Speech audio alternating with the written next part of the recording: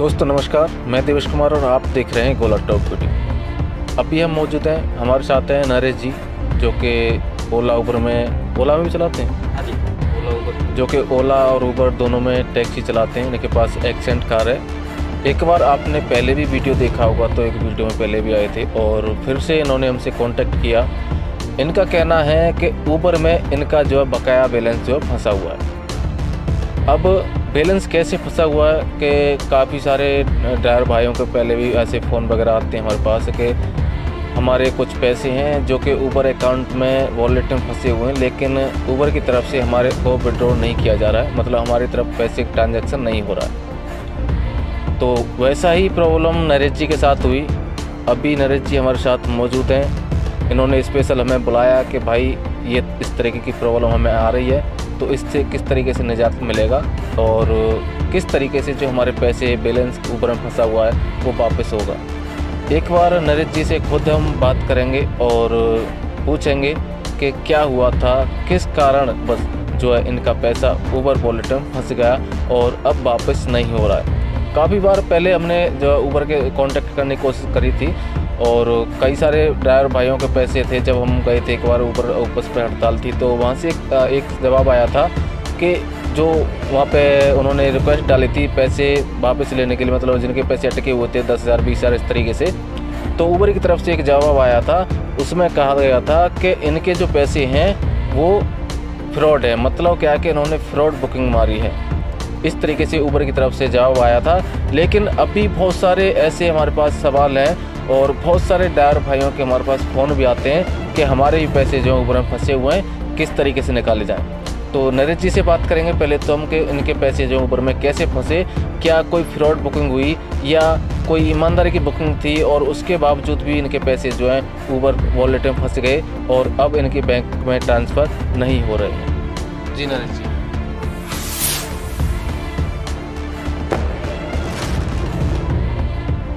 जी आपने जैसा बताया वैसी ही बात है। पिछले 3 सालों से लगभग मैं ओला उबर के साथ मतलब काम करता हूँ। पहले तो हमें एक बात बताइए कि अभी काम कैसा चल रहा है? काम जी दिसंबर तक अगर मैं कहूँ तो ठीक था, जीने खाने लायक था, काम चल जा रहा था। एक एवरेज आदमी अपनी रोजी रोटी लायक कमा ले रहा था दिसंबर तक। अच्छा चल रहा था। हाँ, ये जैसे ही जनवरी आई और मतलब ये नया साल उत्साह और उमंगों के साथ हम स्वागत करने में लग रहे थे कि भाई इस हमने तमाम वो तय किए कि इस साल में हमें ये करना है, ऐसे करना है, इतनी इनकम करनी है वगैरह वगैरह, और वो सारे मतलब ये जनवरी महीने ने ऐसा रुला दिया है कि वो सारे प्लान चौपट हो गए, सारे प्लान फेल हो गए और अब तो मतलब बहुत बुरा हाल है। मतलब आपका कहने का मतलब है कि जनवरी से पहले काम अच्छा हो गया था, अच्छा चल रहा था। हाँ। और फिर से जैसे ही नया साल आया उसके आफ्टर में अब जो है फिलहाल में काम डाउन हो गया है। इसका एक रीज़न ये भी हो सकता है नरेश जी के जैसे कि मतलब अभी बिल्कुल स्वाभाविक है रीज़न। देखिए सैटरडे दिल्ली में हम चाहे इधर पूरे एनसीआर में कहीं भी रहते हैं तो पूरे दिल्ली में मतलब वीकेंड कर्फ्यू है। सैटरडे संडे को अब कोई काम नहीं हो रहा है। अच्छा, यहाँ आम एनसीआर में भी अब जैसे हम हरियाणा में फरीदाबाद में इधर गुड़गांव में 6 बजे के बाद 5 बजे के बाद मतलब कर्फ्यू की स्थिति है। सारी दुकानें बंद हो जाती हैं। अच्छा, स्कूल बंद हैं, कॉलेज बंद हैं, सिनेमाघर बंद है, मॉल भी शाम को बंद हो जा रहे हैं। तमाम मतलब ऐसे जो लोग थे, तमाम जो टूरिस्ट प्लेस थे, तमाम और चीज़ें थीं, ये सब बंद है। तो इसका फ़र्क तो पड़ेगा ही हमारे काम पे। दूसरी बात ये है कि भाई जो कुछ ऐसे पैसे वाले लोग जिनके लिए ओला उबर बुक करना आम बात थी, करते थे, वो हमारे ग्राहक थे, कस्टमर थे, उनसे हमें रोजी रोटी मिलती थी।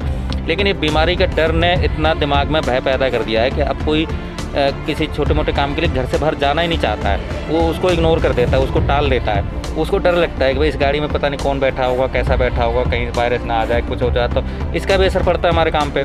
दूसरा कि जैसे हम अपने काम के लिए तब आप परेशान हो रहे हैं कि इनकम बंद हो गई है, ऐसे ही भाई जो फैक्ट्री वर्कर हैं, जो आम ऑफिस के क्लर्क लोग हैं, तमाम और छोटे दुकानदार हैं, तमाम सबके आमदनी पे फ़र्क पड़ा है। तो जब सबकी आमदनी पे फ़र्क पड़ा है तो उनका अपने खर्चों में कटौती करते हैं। खर्चों में कटौती करते हैं तो उसमें से एक खर्चा ये भी होता है कि ओला उबर की बुकिंग बंद करके भाई मेट्रो से चलो, बस से चलो, तमाम इस तरह के लोग कोशिशें करते हैं। अब जैसे हमें बहुत सारी फरीदाबाद से ऐसी ड्यूटी मिलती थी कि भाई एयरपोर्ट छोड़ दो, रेलवे स्टेशन छोड़ दो, आनंद विहार छोड़ दो, नई दिल्ली छोड़ दो। अब वो जब 4 आदमी होते थे एक परिवार के, 2 मियाँ बीवी 2 बच्चे, कभी माँ बाप हो गए, कोई इस तरह के 4 लोग होते थे, आराम से गाड़ी में बैठते थे। अगर 700-800 रुपये किराया बन रहा है तो 200 रुपये पर हेड पड़ा, 4 आदमी आराम से घर से अपने दरवाजे से बैठ के रेलवे स्टेशन पहुँच गए, 200 रुपये पर हेड में। कभी कभी इससे कम भी हो जाता था। अब क्या है कि सरकार ने गाइडलाइन बनाई, 2 से ज़्यादा बिठा नहीं सकते, अगर 4 सीटर गाड़ी है तो 2 बिठाने।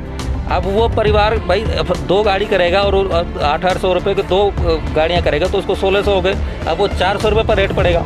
तो जब ऐसी मुसीबतें आ गई तो वो आदमी फिर ऐसा क्यों सोचेगा कि भाई मैं ओला उबर करूँ, फिर वो सोचेगा कि भाई जो ये लोकल ट्रेन चल रही है, सेटल EMU वगैरह चलती है, इससे चले जाएँ, बस से चले जाएँ, मेट्रो से चले जाएँ, 50 रुपये पर हेड में भी काम हो जाएगा। तो इन सारी चीज़ों का असर तो हमारे काम पे पड़ेगा ही। सरकार अपनी नीतियाँ बनाते समय वो पता नहीं क्या सोचती है, उसकी क्या समझदारी है, क्या अकल है, क्या नज़रिया है कि जो हम जैसे लोग हैं उनके बारे में उसको कुछ सोचना ही नहीं होता है। कोई हम पे क्या असर पड़ रहा है, हमारे जीवन पे क्या फ़र्क पड़ रहा है। इसमें तो टैक्सियों के साथ साथ जो आम जो दुकानें हैं, जो मार्केट की दुकानें हैं, उन पर भी फ़र्क पड़ा है, क्योंकि दिल्ली के अंदर आप देख रहे हो तो ऑड इवन के हिसाब से मार्केट चल रही हैं इस टाइम पे। और भी बहुत सारे रोजगार हैं, जो ऑटो वाले हैं, बस वाले हैं। बस भी आजकल देख रहे हो तो उसमें 25% सवारियाँ होती हैं जी। तो ऐसा नहीं है कि टैक्सियों पे ही ये प्रभाव पड़ रहा है, ये तो सभी रोजगार पर है, कोई ऐसा नहीं, सब पे है, ठीक बात है, सब पे नहीं है। अभी कुछ पिछले दिनों कुछ समाचारों के माध्यम से हमने सुना कि इस देश के जो बड़े पूंजीपति हैं, टाटा बिरला, अंबानी, लखानी, चोपड़ा, गुलाटी जैसे जो लोग होते हैं, इनकी आमदनी कई गुना बढ़ गई है। जो 5% ऊपर के लोग हैं उनकी आमदनी इसी कोरोना काल में, पिछले 2 सालों में जब हम भूखे मरने के कगार पे खड़े हैं, तब इनकी आमदनी कई गुना बढ़ गई है। अडानी की संपत्ति देखिए, अंबानी की संपत्ति देखिए, एशिया के सबसे अमीर लोगों में शामिल हो गए। अब उनकी बात तो कैसे नहीं, लेकिन जो आम मेहनत कश जनता है, वो हमारे जैसे टैक्सी ड्राइवर, ऑटो ड्राइवर हो, आम फैक्ट्री वर्कर हो, कोई भी इस तरह के लोग हैं, वो लगातार खराब हालत होती जा रही है। तो आप कह रहे हैं कि इनसे कैसे तुलना? भाई सरकार की नीतियों की वजह से जो भी हालात होते हैं देश में, सरकार की नीतियों की वजह से होती हैं। तो सरकार की नीतियाँ ऐसी है, कोरोना है, ठीक है, परेशानी है, हम समझते हैं, आफत है, लेकिन इन सब के बावजूद उन सरकारों की चिंता ये भी होनी चाहिए ना कि हम कोरोना से तो बचा ले हमें सरकार, लेकिन हम भूख से मर जाएं। ये कैसी बात हुई सरकार की चिंता? ये कैसी बात हुई सरकार का काम? ये कौन सी चीज़ हुई कि कोरोना से हमें तुमने चलो बचा भी लिया? बचाया क्या? जिनको मरना तो मरे, आज भी मर रहे हैं, लेकिन फिर भी चलो अगर सरकार की कोशिश को ये मान लें कि हाँ कोशिश कर रही है सरकार, तो उसने हमें कोरोना से बचा ही लिया और हमें भूखा मार दिया। कोई नहीं। अभी जो आपका अकाउंट जो है ऊबर की तरफ से, आप जैसे कह रहे थे कि ऊबर में हमारा जो पैसा है वो अटका हुआ है, वापस नहीं दे रही ऊबर, तो उसे एक बार दिखाएं क्या हुआ था, मतलब किस तरीके से जो आपका पैसा ऊबर में फंस गया? हाँ, मेरी परेशानी यही है कि भाई पिछले दिनों से लगातार जब से ये ओमिक्रॉन का बातचीत आई है, मामला आने लगे हैं, तब से हमारे काम पे बहुत असर पड़ा है। आधे से भी कम काम रह गया, तो कम काम रह गया तो आमदनी कम हो गई है, लेकिन खर्चे तो जस के तस हैं। भाई बच्चों के स्कूल के फीस, राशन के पैसे, भारी बीमारी के पैसे, तमाम गाड़ी मेंटेनेंस के पैसे, इंश्योरेंस कराना है, कभी कोई हरियाणा का टैक्स भरना है, कभी कुछ करना है, तमाम सर्विस करानी है गाड़ी की, ये सारा चीज़ लगा ही रहता है, कभी फिटनेस करानी है। अब ऐसे में हमारे लिए मतलब 100 रुपये भी बहुत बड़ी चीज़ हो जा रही है। ऐसे में क्या हुआ है कि आप देखिए कि मेरा ये ऊबर अकाउंट है ना, इसके मैं वॉलेट में जा रहा हूँ, आपको दिखा रहा हूँ कि ये लगभग 8,000 रुपये, 7,802 रुपये, ये लगभग पिछले 2.5-3 महीने से ऐसे ही पड़ा हुआ है। तो इसमें लिख रहा है पे आउट सोल्डर। हाँ, पहले ये कैश आउट का ऑप्शन होता था, अगर हमें बीच में भी ज़रूरत पड़ेगी तो हम इसको टच करके जो भी प्रोसेस था वो करके हम ये पैसे तब भी ले सकते थे। अब देखिए ये ऑप्शन काम ही नहीं कर रहा जी, बंद हो, और ये 2.5-3 महीने होने को आ गए मेरे को। तो एक बार कैमरे में दिखा देते हैं मैंने। तो दोस्तों क्या है कि एक बार देखिए, इनके 7,802 रुपये 45 पैसे जो है अटके हुए हैं ऊबर में, और कहना है इनका कि जो पैसे हैं ऊबर की तरफ से ट्रांजैक्शन नहीं किया जा रहा है बैंक अकाउंट में। तो अब मैं एक चीज़ और दिखाता हूँ आपको। अब ये 3 महीने हो गए। अब ये देखिए, मैं आपको ये बताऊँ कि अब ये स्क्रीन पे आप साथियों को दिखाइए कि ये मैंने कितने बार बातचीत की है। ये देखिए ऊबर के जो पार्टनर केयर नंबर है उसमें मैंने कितने बार, कम से कम 25-30 बार मैंने ऊबर केयर में बात कर ली। आपने 1 महीना पहले, 3 दिन पहले, 18 घंटे पहले, 10 दिन पहले, 1 वीक पहले, 2 मंथ पहले, 2 मंथ में, 1 मंथ में आपने करिए बात तो कम से कम 2, 4, 6, 7 बार, 7 और 7, 10-11 बार, 10 बार करिए। तो इनके क्या देख पा रहे हो, इस रिलेटेड जो जानकारी आप देख रहे हो उसमें इन्होंने कई बार जो है ऊबर में कांटेक्ट भी किया है, लेकिन वहाँ से क्या रिप्लाई मिला? वहाँ से देखिए जी क्या रिप्लाई मिलता।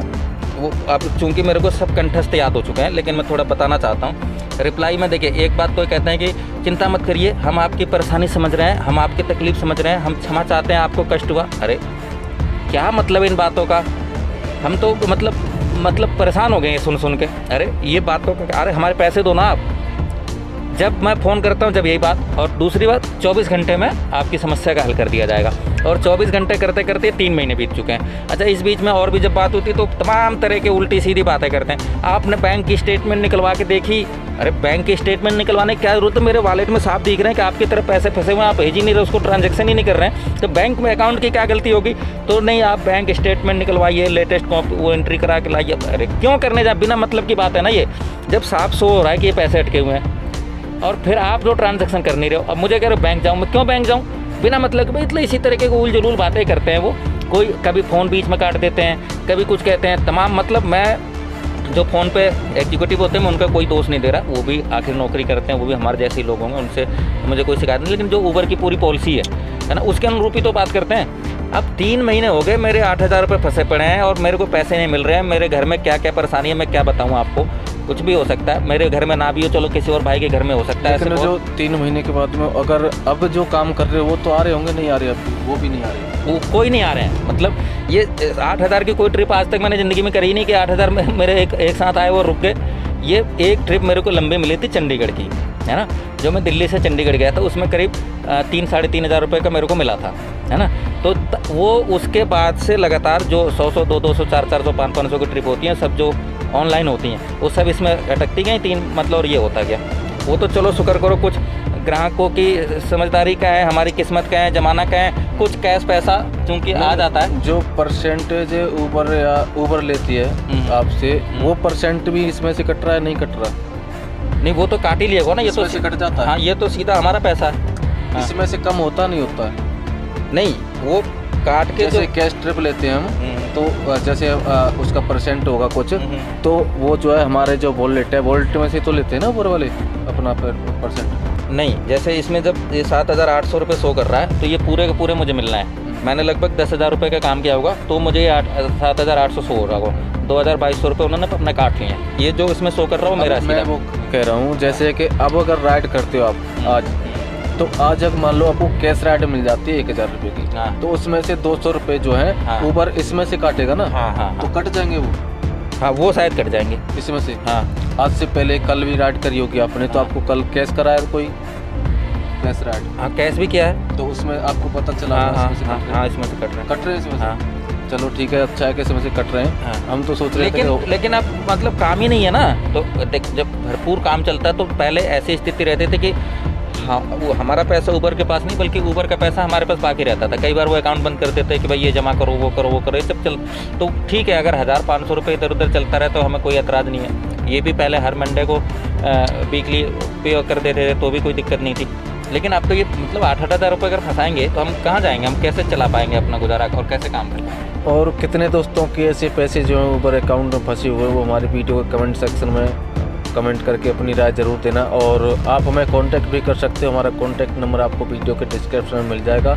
और क्या कहना चाहते हैं? नहीं, मैं जो बात आपने कही मैं भी वही कहना चाहता हूँ कि देखिए, सिर्फ एक मेरी बात नहीं है, ऐसे बहुत सारे ड्राइवर भाई होंगे मेरे जैसे, जिनका परिवार होगा, बच्चे होंगे, खर्चे होंगे, घर में दिक्कतें होंगी, तकलीफें, कोई बीमारी होगी, कोई बात होगी, और उनके भी पैसे इसी तरह से फंसे होंगे। मैं उन सभी भाइयों से अपील करता हूँ कि देखिए, कोई फैक्ट्री का वर्कर होता है तो उसके पैसे अगर फैक्ट्री मालिक नहीं दे रहा है तो वो फटाफट लेबर कोर्ट जाता है, लेबर अफसर के पास जाता है, लेबर इंस्पेक्टर के पास जाता है, और वो अपनी दरखास्त देता है, और पेनल्टी के साथ, जुर्माने के साथ वो अपनी बकाया तनख्वाह जो पेमेंट एंड वेज एक्ट है उसके अनुसार लेता है। लेकिन उस पेमेंट एंड वेज एक्ट में हम लोग लागू नहीं होते, हम तो पार्टनर हो गए। मतलब ऐसा ज़माना, ऐसे तरीके मतलब बेवकूफ़ बनाने के कि हम उस कानून में नहीं जा सकते हैं, हम पार्टनर हो गए, और हम उस लेबर कोर्ट में भी नहीं जा सकते हैं। तो ये बड़ी मज़ेदार बात है। और सरकारें पता नहीं कहाँ सो रही हैं, वो मतलब हिंदू मुस्लिम और मंदिर मस्जिद और इन्हीं सारे चीज़ों में, और कौन जीतेगा कौन हारेगा, लेकिन जो हम जैसे लोगों की तकलीफ है, सिर्फ कहीं चर्चा ही नहीं होती है। तो मैं ये कहना चाहता हूँ कि सभी ड्राइवर भाई, जिसके पैसे अटक रहे हैं वो भी, और जिसके नहीं अटक रहे हैं वो ये ना सोचे उसके नहीं अटकेंगे तो नहीं अटकेंगे।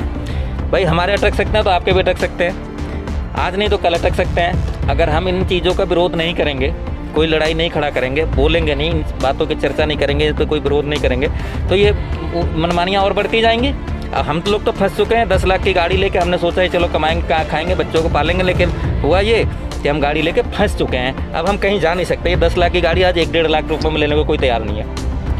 काम है नहीं, किस्त भरनी है, नहीं मोहल्ले के सामने, पड़ोस के सामने बैंक वाले गाड़ी उठा ले जाएंगे।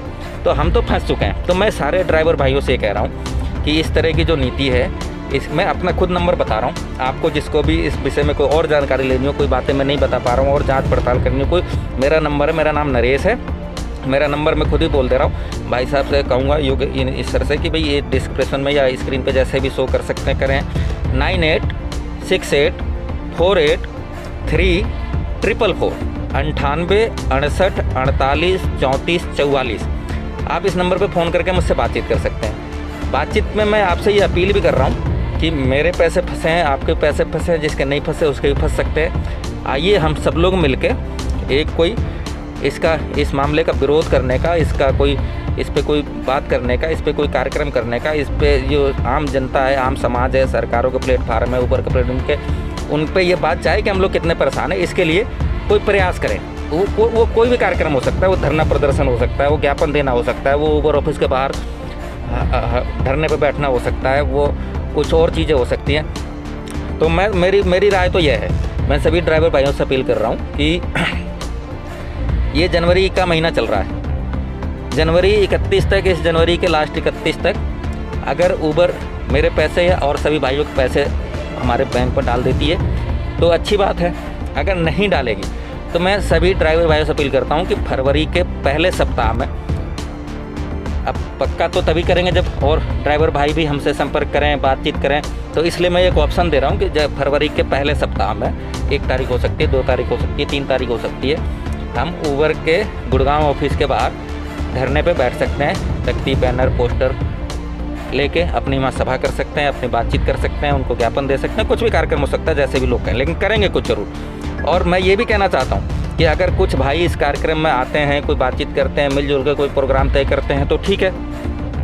अगर कोई और भाई नहीं भी आते हैं तो मैं तो अकेला भी, और चूँकि मुझे परेशानी है, मेरे पैसे फंसे हुए, मेरी मेहनत के पैसे हैं, है ना, एक नींद हराम करके, भूखे प्यासे, तमाम कई परिस्थितियों में बच्चों को घर पे छोड़ के और बाहर बीमारी की स्थिति में तमाम काम करते हैं, दूर दूर घर से जाते हैं, तमाम रिस्क उठाते हैं, खतरे उठाते हैं, और वो पैसे इस तरह से फंसे तो बहुत तकलीफ़ होती है। और उस तकलीफ़ को मैं अपने पैसे लेने के लिए, अगर कोई और साथी नहीं भी आते हैं, कोई और मदद नहीं भी करते हैं, कोई और साथी नहीं भी खड़े होते हैं, तो भी मैं अकेला भी फरवरी के पहले सप्ताह में गुड़गांव ऊबर ऑफिस के बाहर धरने पर बैठूँगा। इसके साथ हमारे समाज में बहुत सारे ड्राइवर समाज जो है, उसमें बहुत सारे यूनियन लीडर, यूनियन और ड्राइवर हितों के लिए काम करने वाले कार्यकर्ता, पार्टियां, ऐसे लोग, समाजसेवी लोग, कई सारे लोग हैं। मैं उन सबसे भी अपील करता हूं कि इस मुद्दे पे मेरा नंबर बताया है, आप जो भी इंक्वायरी करेंगे मैं आपको बताऊंगा। और इसमें मैं सबसे अपील करता हूं, ड्राइवर भाइयों, ऐसे लोग हैं, वो सब आएँ और उस दिन हम इस मुद्दे को हम उठाएँ कि इस तरह की जो मनमानियाँ हैं, इसमें भाई ऊबर तो जो मनमानी कर रहा है, लेकिन जैसे किसी फैक्ट्री मालिक को ये मनमानी करने की छूट नहीं है कि वो पेमेंट कभी भी देगा। पेमेंट एंड वेज एक्ट होता है, उसमें 7 से 10 तारीख के बीच पैसा मिलना चाहिए। अगर एक दिन भी लेट करता है तो जुर्माना लगता है, तमाम ऐसी चीज़ें हैं। लेकिन हमारे लिए सरकार ऐसा कोई कानून नहीं बनाती है। ओला हो, उबर हो, जो मर्जी वो करें, जैसे मर्जी वैसे करें, कोई मतलब नहीं है। हम तड़पते रहें, हम फंसते रहें, हम रोते रहें। तो मेरी सब बात यह है कि पैसे फंसे हैं, मेरे फंसे हैं, आपके फंसे हैं, जिसके नहीं फंसे उसके फंस सकते हैं। आइए सब लोग मिलकर जनवरी के 31 तारीख तक बात विचार करें। ऊबर को वार्निंग है, चेतावनी है कि भाई 31 तारीख तक मेरे पैसे, हमारे खातों में भेज दे, नहीं तो फरवरी के पहले सप्ताह में तमाम ड्राइवर, और नहीं तो मैं अकेला भी। अपील मेरी सबसे है, सब लोग साथ में आइए, मिलकर बात करते हैं। नहीं भी आते हैं तो मैं अकेला भी ऊबर ऑफिस के बाहर धरने पे बैठूंगा। चलो, बहुत बहुत धन्यवाद। और जैसा कि आप सभी लोग देख पा रहे हो कि भाई साहब ज़्यादा ही परेशान हैं और ये कह रहे हैं कि हमारी मेहनत की कमाई है और हम अपनी मेहनत की कमाई ऐसे कैसे छोड़ सकते हैं। तो बाकी में यार, इनकी मेहनत की कमाई, अपनी मेहनत की कमाई कैसे छोड़ सकते हैं। और बात यहाँ तक आ गई है कि बोल रहे हैं कि अगर आप लोग नहीं आते हो तो मैं खुद धरना प्रदर्शन करूँगा ऊबर ऑफिस के सामने। तो दोस्तों वीडियो को ज़्यादा से ज़्यादा लोगों तक शेयर करना, ताकि सभी जितने भी ड्राइवर्स हैं उबर के या और कंपनियों के, उनके पास ये वीडियो पहुंचे और भाई की बात को वो संज्ञान में लें और इस पर जल्द से जल्द कोई फैसला लिया जाए। जय हिंद, जय भारत।